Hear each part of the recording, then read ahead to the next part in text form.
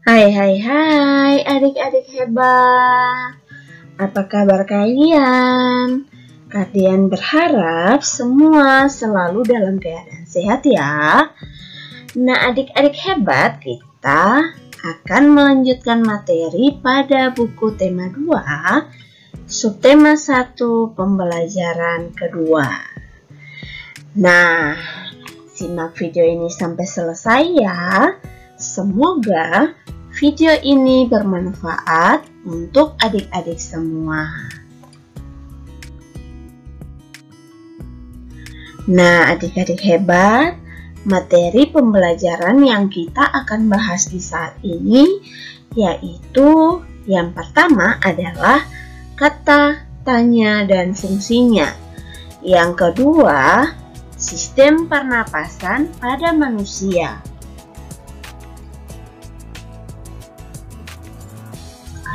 Nah, sekarang kita akan membahas terlebih dahulu kata tanya dan fungsinya. Nah, adik-adik hebat, setiap bacaan memuat informasi yang ingin disampaikan penulis kepada pembaca.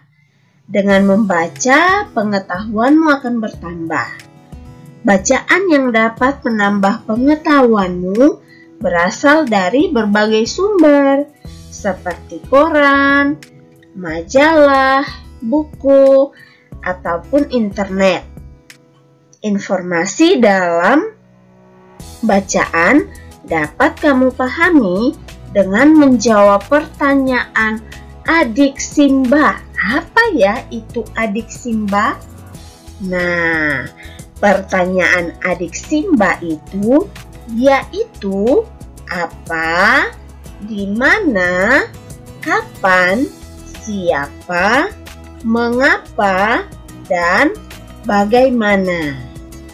Nah, tiap kata tanya itu memiliki fungsi yang berbeda-beda. Berikut ini Kak Dian akan menjelaskan fungsi kata tanya dalam bahasa Indonesia. Yang pertama, kata tanya apa? Kata tanya apa digunakan untuk menanyakan kata benda, keadaan, atau perbuatan. Jawaban untuk pertanyaan dengan kata tanya ini berupa benda atau pengertian.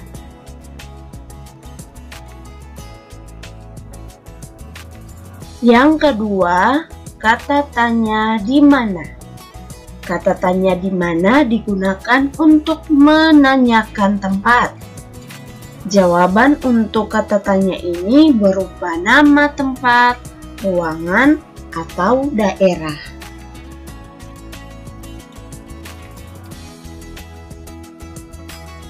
Yang ketiga, kata tanya kapan. Kata tanya kapan digunakan untuk menanyakan waktu. Jawaban untuk kata tanya ini berupa keterangan waktu seperti nama hari, bulan, tahun, dan jam. Yang keempat, kata tanya siapa. Kata tanya siapa digunakan untuk menanyakan orang atau subjek. Kata tanya ini menghendaki jawaban berupa orang atau subjek yang ditanyakan. Yang kelima, kata tanya mengapa. Kata tanya mengapa digunakan untuk menanyakan alasan sebab terjadinya suatu masalah atau peristiwa. Kata tanya ini menghendaki jawaban berupa alasan yang ditandai dengan kata karena atau sebab. Yang keenam, kata tanya bagaimana. Kata tanya bagaimana digunakan untuk menanyakan penjelasan terhadap suatu masalah atau proses. Jawaban untuk kata tanya ini berupa penjelasan atau uraian permasalahan yang ditanyakan.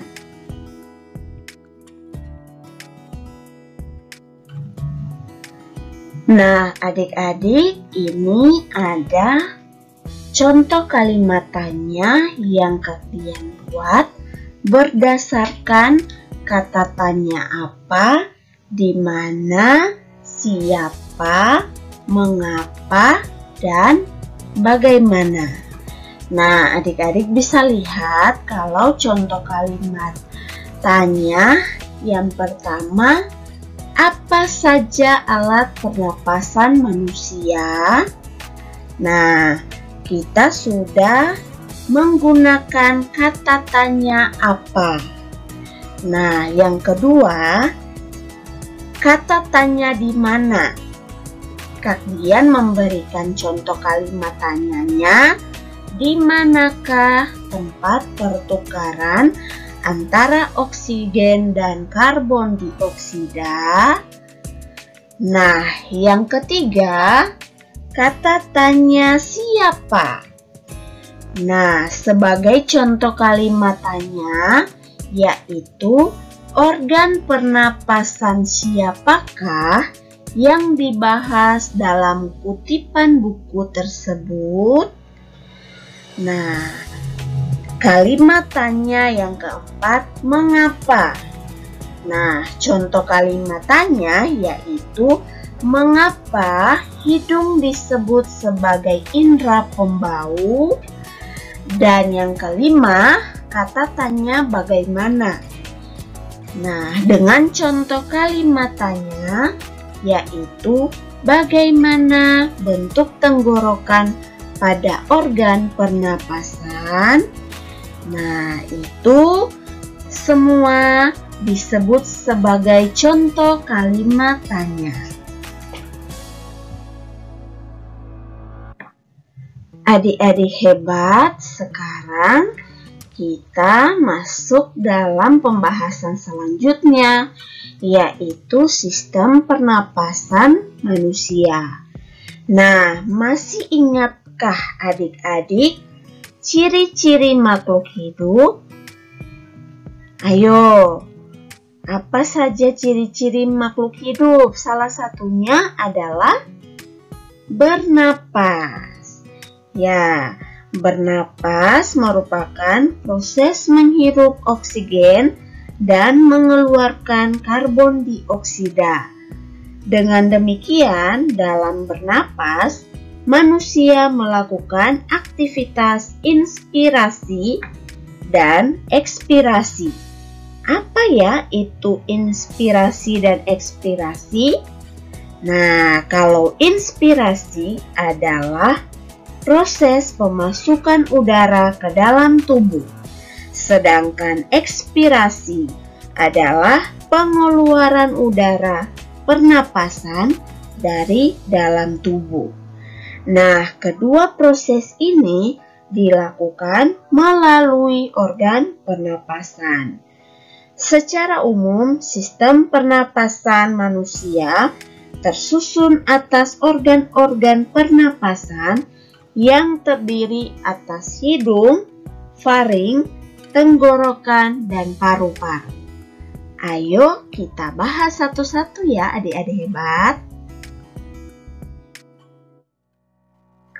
Yang pertama, sistem pernapasan manusia. Yang pertama ada hidung. Hidung merupakan organ pernapasan yang terletak paling luar. Pada hidung terdapat lubang hidung dan rongga hidung yang berfungsi sebagai jalan keluar masuk udara pernapasan. Di dalam rongga hidung terdapat rambut dan selaput lendir. Rambut halus berfungsi untuk menyaring kotoran yang masuk bersama udara yang dihirup. Sementara selaput lendir berfungsi untuk menangkap benda asing yang masuk. Selaput lendir juga berfungsi untuk penyesuaian suhu dan kelembaban udara, agar udara yang masuk ke paru-paru tidak terlalu kering ataupun terlalu lembab. Selain sebagai jalan pernapasan, hidung juga sangat sensitif terhadap bau, karena hidung berfungsi sebagai indera pembau. Yang kedua adalah faring. Faring merupakan persimpangan antara rongga hidung ke tenggorokan dan rongga mulut ke kerongkongan. Nah, saluran pernapasan terletak di bagian depan, sedangkan saluran pencernaan terdapat di bagian belakang. Nah, faring ini terhubung dengan tenggorokan. Yang ketiga adalah tenggorokan.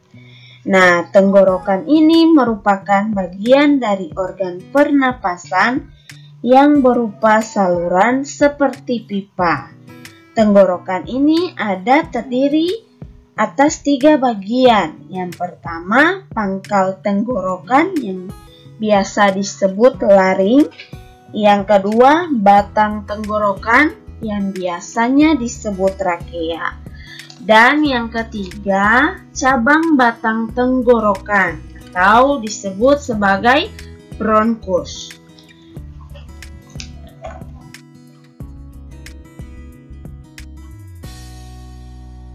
Yang keempat adalah paru-paru.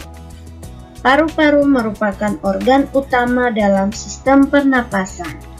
Paru-paru manusia terletak di dalam rongga dada, tepatnya di atas diafragma. Diafragma adalah sekat rongga badan yang membatasi rongga dada dengan rongga perut. Jadi, paru-paru dilindungi oleh tulang rusuk dan tulang dada. Paru-paru manusia berjumlah sepasang, yaitu bagian kanan dan kiri. Paru-paru kanan terdiri atas 3 gelambir atau lobus, sedangkan paru-paru kiri hanya terdiri atas 2 lobus.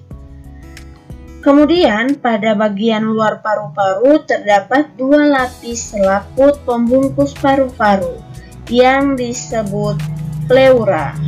Nah, di dalam pleura terdapat cairan yang berfungsi melindungi paru-paru dari gesekan ketika mengembang dan mengempis. Di dalam paru-paru terdapat bronkus atau cabang batang tenggorokan dan bronkiolus. Nah, selain itu, di dalam paru-paru terdapat alveolus. Apa ya itu alveolus? Alveolus merupakan ujung dari bronkiolus yang berbentuk gelembung kecil-kecil seperti buah anggur. Nah, di dalam alveolus inilah terjadi proses pertukaran udara pernapasan, yaitu antara oksigen dan karbon dioksida. Nah, adik-adik hebat, tadi kita sudah pelajari mengenai sistem pernapasan pada manusia.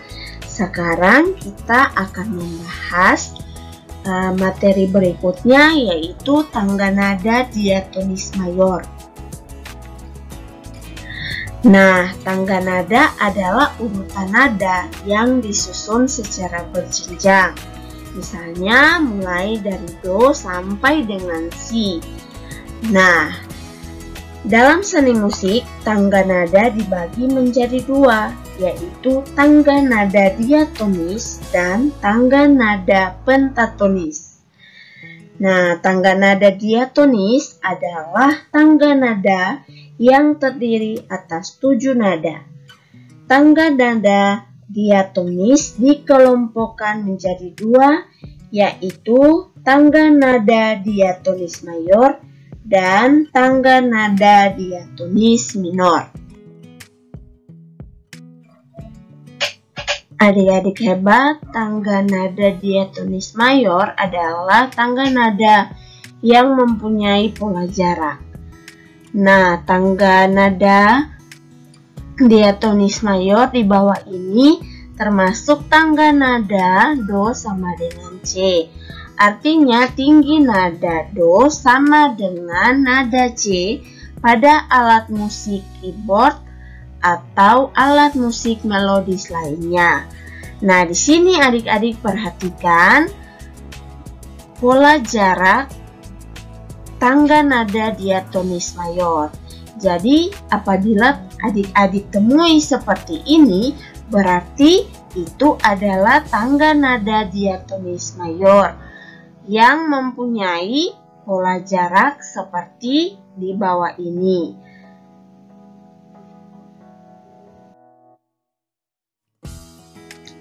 Nah, adik-adik, demikianlah materi yang bisa kalian berikan ya untuk adik-adik sekalian. Semoga dapat bermanfaat buat kalian semua. Sampai jumpa.